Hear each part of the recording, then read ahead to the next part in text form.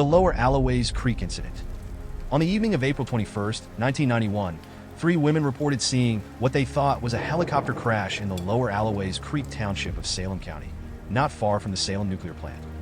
Police and rescue squads were called out and conducted air and ground searches throughout the night and into the next day, but no trace of any plane or helicopter could be found.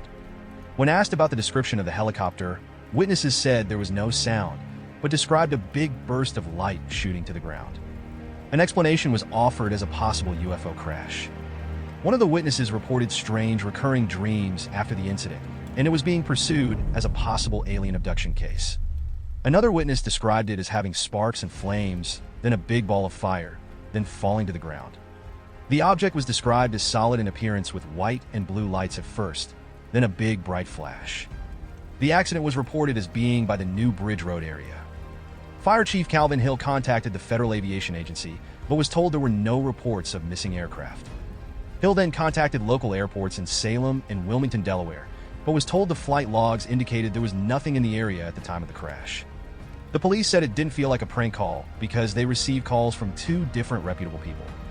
After a search of the densely wooded area, the search was called off at 3:30 a.m. on Monday, the 22nd.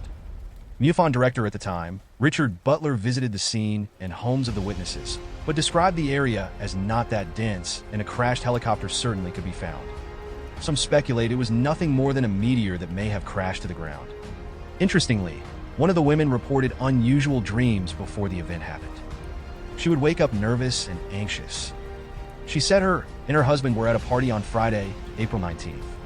She dreamed of walking out of the house into a wooded area where she saw 3 or 4 giant hamster cages with bright red and orange twist ties on the bars of the cages.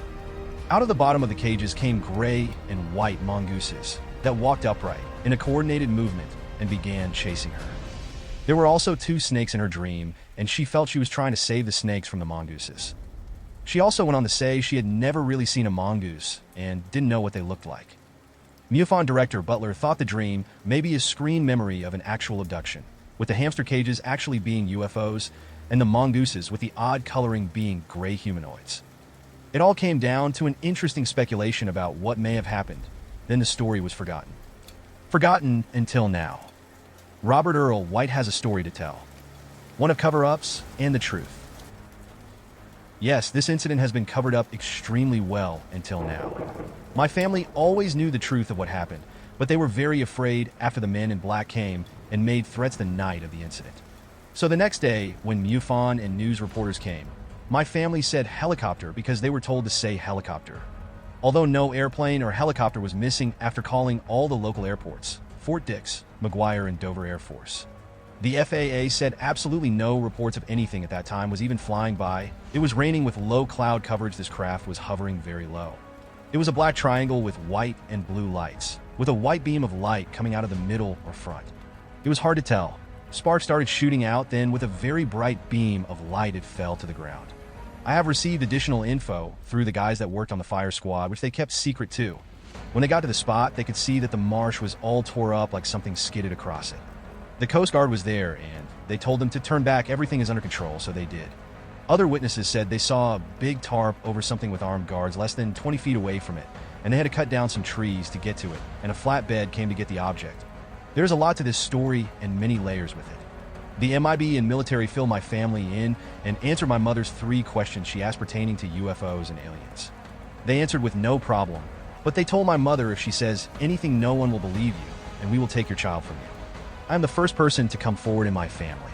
In March, I lost my mother, and all she ever wanted was for somebody to believe her story, but we had no proof. We could not find a TV show she was on, or the news tape that she had at one point. No articles, nothing. Then a week and a half ago, after 7 years of research, trying to find anything, I came across the 2 MUFON articles from 1991.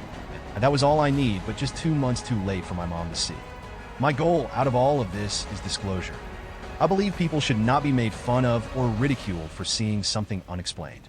The site was New Bridge Road. New Bridge Road is an old single-lane bridge that was closed the day of the incident and has not been opened since. I hope to organize UFO watcher groups out there and turn my nuclear plant ghost hometown into the next Roswell. But this is not just about a crash. It's also about alien abductions and hybrid offspring. It's the trifecta of alien UFO stories. Hi everyone, thank you so much for watching. If you would like to see more, please check out the video above. Click it and see the full story. We'll see you next time. We are The Disclosure.